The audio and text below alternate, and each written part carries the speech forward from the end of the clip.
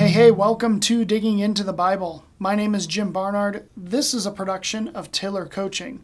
All right, it is day 73. Thank you for joining me. Currently, we have Paul in jail in Caesarea. It's not the worst jail situation he's ever been a part of. He actually has a lot of freedom here. The governor Felix has allowed him to be able to have his friends come and visit. Felix is spending a lot of time with Paul. Really, he's working this angle of trying to get bribed, like trying to get paid off.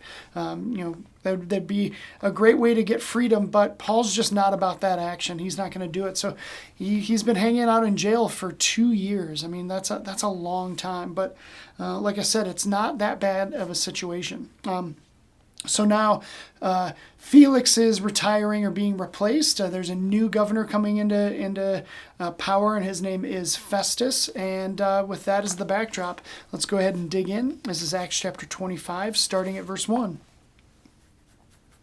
Now, 3 days after Festus had arrived in the province, he went up to Jerusalem from Caesarea, and the chief priests and the principal men of the Jews laid out their case against Paul, and they urged him, asking as a favor against Paul that he summon him to Jerusalem, because they were planning an ambush to kill him on the way. Festus replied that Paul was being kept at Caesarea, and that he himself intended to go there shortly. So, he said, "Let the men of authority among you go down with me, and if there is anything wrong about the man, let him bring charges against him."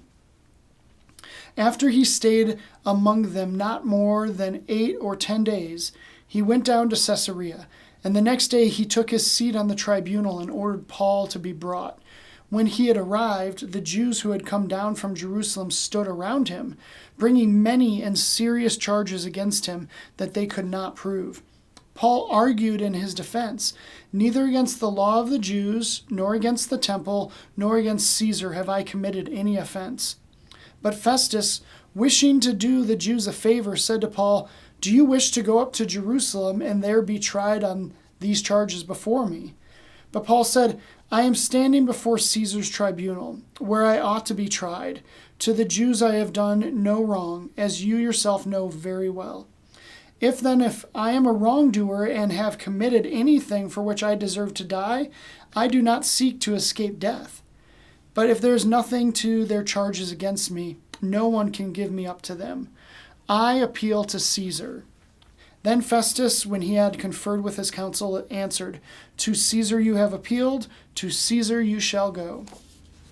All right, so there's a brand new governor, but the same old circumcision party, just up to the same tricks and tactics. They tried this before, tried to ambush him, ambush Paul, and to kill him. That didn't work.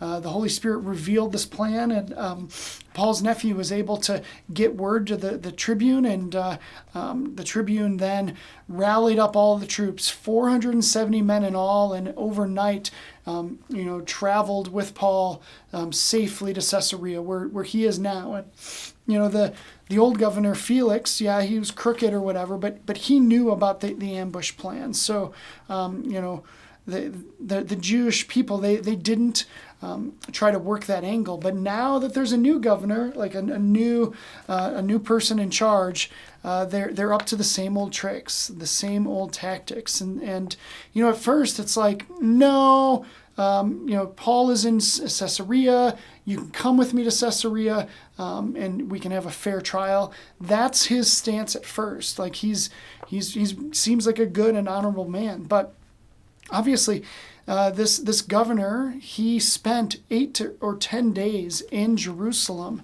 and the circumcision party had a lot of time with him. They had his ear, and obviously from the point where it's like, okay, no, you can just come with me and we have a fair trial, to now this trial's happening, and the governor's really sympathetic to these people. And so he's like, all right, Paul, why don't we go to Jerusalem? Like, that might be a good idea. We'll have this trial there. And, Paul, he's not a dum-dum. He's like, yeah, I get how this works. Like, I'm going to travel there and I'm going to get ambushed and it's game over. So Paul's like, yeah, no, homie, don't play that. Like, I understand what's happening here. I know that you went to Jerusalem. I know that they've had your ear. You know what? I appeal to Caesar. what a wise and shrewd move. He is a Roman citizen, and so he gets to make this appeal. This isn't the first time that his Roman citizenship has played in his favor. And so instead of working his way back to danger towards Jerusalem, he wants to move toward Rome. And he's not going to go to Rome right away, but he is going to get this appeal, in his favor. He's going to be able to state his case and not have it be a poisoned kind of scenario. So tomorrow we will see what happens next as he continues to appeal. And thanks so much for watching. Thanks for listening. I will see you tomorrow as we continue on with Acts chapter 25. I'll see you then.